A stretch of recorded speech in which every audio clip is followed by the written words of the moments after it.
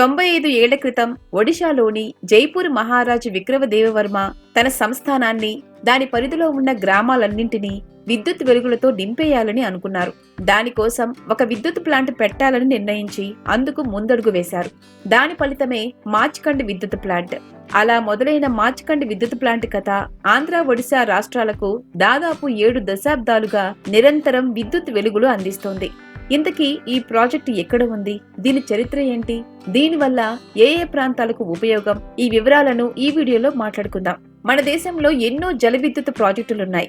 వాటిలో చరిత్ర, ప్రకృతి అందాలు, విద్యుత్ ఉత్పత్తి, ఈ 3 ప్రత్యేకతలు కలిగిన ప్రాజెక్టు ఏదైనా ఉంది అంటే అది మాచ్కండ్ జల విద్యుత్ కేంద్రం. ఇది ఆంధ్రప్రదేశ్, ఒడిశా రాష్ట్రాల సరిహద్దులో ఉంది. ఈ పవర్ ప్రాజెక్టు మాచ్కండ్ నదిపై నిర్మించబడింది.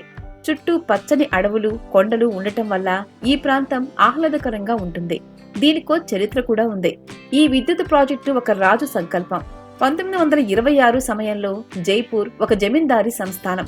దాని జమీందారుగా 4వ రాజా విక్రమదేవవర్మ ఉండేవారు. ఒక జల విద్యుత్ ప్లాంట్ పెట్టి తన సంస్థానానికి విద్యుత్ అందించాలని అనుకున్నారు.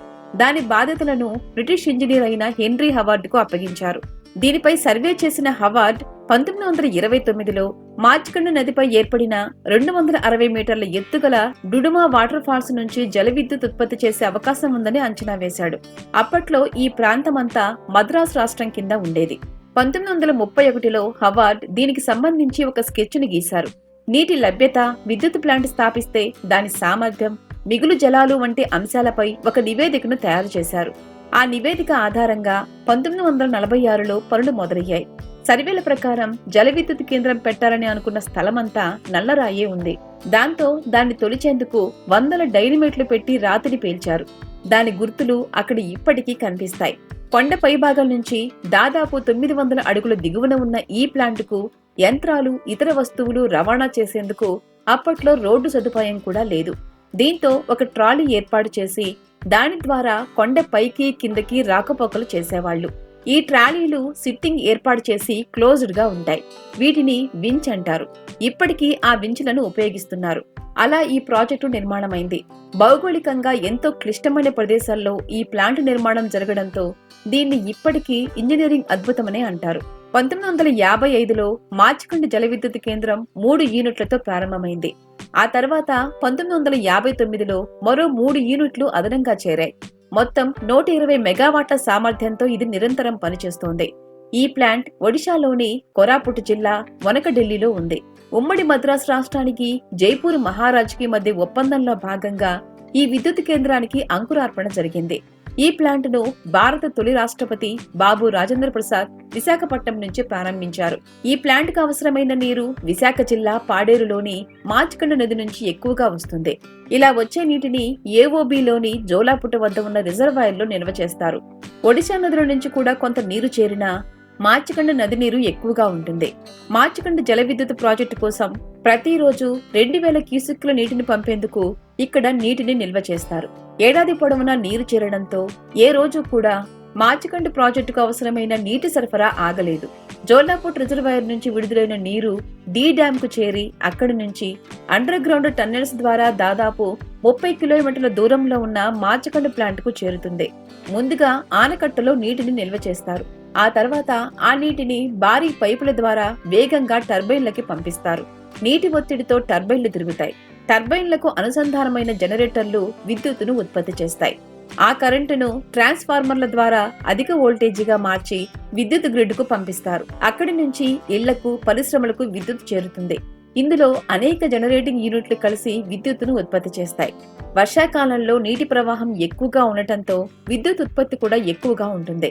అయితే ఉమ్మడి మద్రాస్ రాష్ట్ర పరిధిలో ఉన్నప్పుడు ఈ మాచ్కండ్ జల విద్యుత్ కేంద్రం పనులు ప్రారంభమైన, నిర్మాణం పూర్తయి ఉత్పత్తి ప్రారంభమయ్యే నాటికి ఆంధ్రప్రదేశ్, ఒడిశా 2 రాష్ట్రాలుగా ఏర్పడ్డాయి. ఈ ప్లాంట్ ఒడిశా భూభాగంలో ఉండటం, నీరు ఆంధ్ర నుంచి రావడంతో భవిష్యత్తులో వివాదాలు లేకుండా ఉండేందుకు దీన్ని ఏపీ, ఒడిశా జాయింట్ వెంచర్ గా ప్రకటించారు. అప్పటి లెక్కల ప్రకారం ఖర్చులు, ఉత్పత్తి అన్నీ కూడా ఏపీ, ఒడిశా ప్రభుత్వాలు 70-30 నిష్పత్తిలో పంచుకున్నాయి. అయితే 2020లో జరిగిన కొత్త ఒప్పందం ప్రకారం దీన్ని 50-50 నిష్పత్తికి మార్చారు.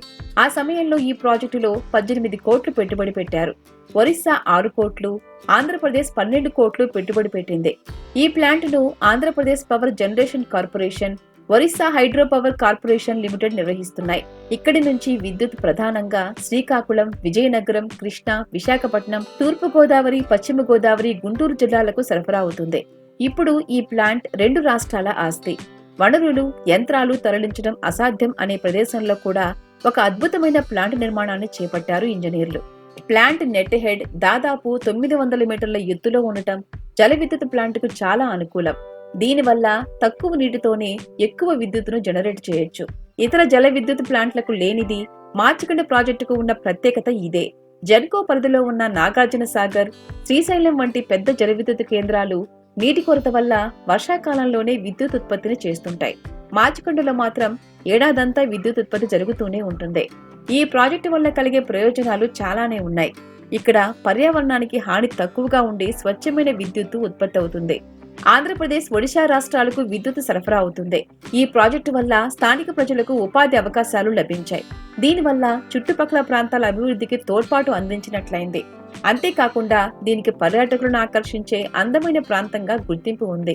మార్చకొండ ప్రాంతంలో ఉన్న జలపాతాలు, కొండలు, అడవులు ఈ ప్రాజెక్టుకు మరింత అందాన్ని తీసుకొచ్చాయి. మార్చకొండ జల విద్యుత్ కేంద్రం కేవలం విద్యుత్తును ఉత్పత్తి చేసే ప్రాజెక్టు మాత్రమే కాదు, ఇది 2 రాష్ట్రాల మధ్య సహకారానికి, ప్రకృతి వనరుల్ని సమర్థంగా వినియోగించుకునే విధానానికి ఒక మంచి నిదర్శనం. ప్రకృతి శక్తిని ప్రజల అభివృద్ధికి ఉపయోగించిన ఒక గొప్ప ఇంజనీరింగ్ అద్భుతం.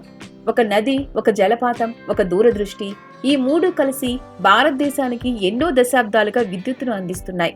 ఫ్రెండ్స్, ఈ వీడియో మీకు నచ్చినట్లయితే లైక్ చేయండి, షేర్ చేయండి. ఇలాంటి వీడియోస్ ఇంకా చూడాలి అనుకుంటే సబ్స్క్రైబ్ చేసుకోండి. పక్కనే ఉన్న బెల్ ఐకాన్ను ప్రెస్ చేయండి.